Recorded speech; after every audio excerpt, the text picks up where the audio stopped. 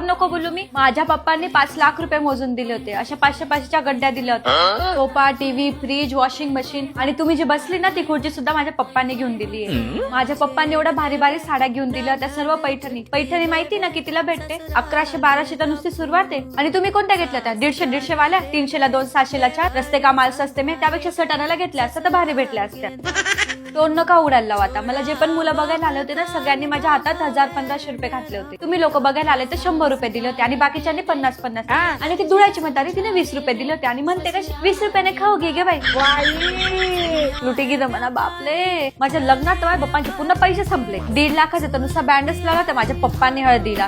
आणि तुम्ही लोकांनी कोणता बँड लावला तर 10 वेळा नुसता बंद पडायचा. टिमकीवर नाचले होते माझे नातेवाईक सगळे. इतकी लाज वाटायची ना मला लग्नामध्ये. नुसता हसून गेलं तर सगळे नातेवाईक हसायचे आणि माझ्या हातात तर नुसतं माझ्या मम्मीला टोमणे देत होते. छकुली नाडाई गई, छकुली नाडाई गई. आणि 1 मिनिट लग्नामध्ये कोणी अफवा बसली होती नवरदेव टकला. मला माझ्या मैत्रिणी येऊन विचारायला लागला का ग जिजूंना काही हेअरफॉलचा प्रॉब्लेम आहे का? मग मी त्यांना इंस्टाग्रामवरचे फोटो दाखवले. बघ म्हटलं जिजूंना काही हेअरफॉलचा प्रॉब्लेम नाही, त्यांचे किती छान केस आहे. मग माझ्या डोक्यामध्ये ट्यूब पेटली. हा मुलगा जेव्हा मला बघायला आला तेव्हा तर टोपी घालून आला होता आणि लग्नामध्ये घातला होता फेटा. मग नंतर मी बघते तर काय मुलाला काही हेअरफॉलचा प्रॉब्लेम नाही. हेअरफॉलचा प्रॉब्लेम काय, मुलगा तर डायरेक्ट टकला आहे. टकल्या महाकाल. इथून एक वस्तू सुद्धा माझ्या माहेरी गेली नाही, सगळं तिकडून वाहून आणलंय मी. 1 वर्ष झाला नाही तरी तुम्ही सगळे रंग दाखवायला लागले. मला खरंच पस्तावा आहे, तर मी खरंच फसली. आणि माझ्या सगळ्या चांगल्या साड्या ना तुमच्या मुलीला देऊन दिल्या आणि तिच्या सगळ्या सटक्या साड्या मला दिल्या. आणि तुमची मुलगी काय कान भरते ना ते सगळं मला माहिती आहे. टकल्या मला काय म्हणायचं, लग्न झालं का तुला लगेच सोबत पुण्याला घेऊन जाईल. आणि इथं सोडून गेला मला इथं जंगलामध्ये आणि स्वतः मस्त पुण्याला हिंडतोय तो. आता फोन करते त्याला आणि विचारते मला कधी घेऊन जातोय असं. मस्त स्वतः तिकडे मजा मारतोय, मला गेला इथं लटकव. हॅलो, मला नाही माहिती, मला पण सोबत घेऊन चला पुण्याला. एकदा आमचे पैसे वापस करा.